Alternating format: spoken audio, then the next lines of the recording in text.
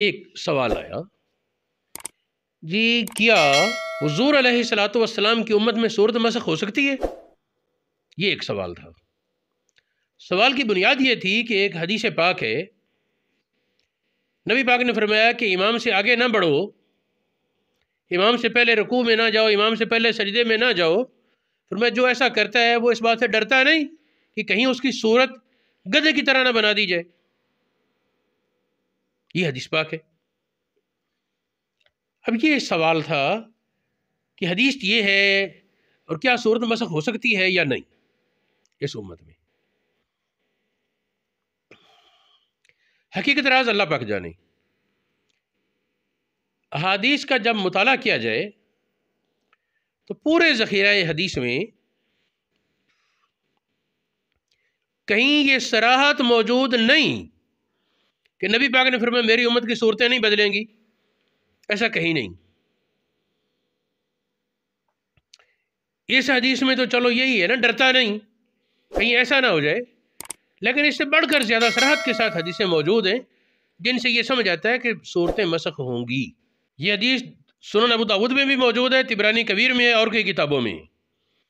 نبی پاک نے ارشاد فرمایا لا یکونن من امتی اقوام، میری امت میں سے کچھ قومیں ہوں گی جو ریشم اور شراب اور گانے بازوں کو حلال سمجھیں گے۔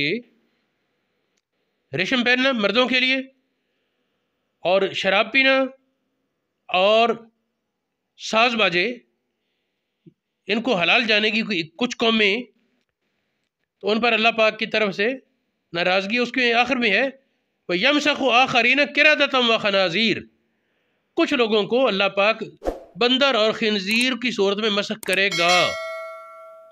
یہ صریح ہے۔ اور اگر امام بخاری کی سند میں ایک راوی پر بحث کی بھی گئی ہے تو محدثین نے تسلیم کیا ہے کہ وہ ثقہ ہے اور اس کی روایت وہ قابل اعتماد ہے۔ اس سلسلے میں میں عرض کرنا چاہتا ہوں، علماء نے بھی اس پر بحثیں کی۔ عمدۃ القاری میں علامہ عینی نے صراحت فرمائی کہ یہ جو بات معروف ہے کہ اس امت میں کوئی آدمی کی صورت مسخ نہیں ہوگی، یہ قابل اعتماد بات نہیں۔ اسی طرح ایک واقعہ علامہ ملا علی قاری نے بیان کیا مرکات میں، اور بھی کچھ حضرات نے بیان کیا کہ ایک علامہ نووی، مشہور عالم علامہ نووی بلکہ شام کے کسی محدث کے پاس حدیثیں پڑھنے گئے۔ وہ محدث مشہور آدمی تھا لیکن پردے کے پیچھے بیٹھ کر حدیثیں پڑھایا کرتا۔ عرصہ دراز تک امام نووی اس سے حدیثیں پڑھتے رہے اور آپ کی ذہانت، فطانت اور تقویٰ سے وہ بڑا متاثر تھا۔ تو ایک بار انہوں نے کہا کہ مجھے آپ نے اپنا چہرہ آج تک نہیں دکھایا، میں دیکھنا چاہتا ہوں۔ انہوں نے کہا کہ پھر میرے چہرے دیکھنے میں ایک عبرت ہے، بات یہ ہے کہ حدیث جو تھی نبی پاک نے فرمایا ڈرتا نہیں کہ کہیں چہرہ مسخ ہو جائے، امام سے آگے نہ بڑھے کوئی۔ تو میرے پاس جو اس کی سند تھی میں نے اس کے حوالے سے سمجھا یہ ضعیف ہے، تو میں نے ارادتاً جان بوجھ کر امام سے آگے بڑھا۔ ایسا کیا ہوتا ہے؟ تو اس محدث کا چہرہ صورت مسخ ہو گئی، چنانچہ اس نے کپڑا ہٹا کر دکھایا۔ یہ بہار شریعت میں بھی یہ واقعہ، بہار شریعت امجد علی اعظمی صاحب کی، اس میں یہ امامت کے بیان کے آخر میں، یہ امامت کے بیان کے متعلق جو حدیثیں ہیں آخری سے پہلی حدیث میں انہوں نے یہ بیان کیا ہے واقعہ۔ حقیقت راز اللہ پاک جانے، لیکن یہ جس حد تک زور دیا جاتا ہے ممکن ہی نہیں، ہو ہی نہیں سکتی صورتیں مسخ، تو ایسا کوئی گارنٹی نہیں ہے، ایسی کوئی گارنٹی نہیں، کسی حدیث میں کسی آیت میں ایسی کوئی صراحت نہیں۔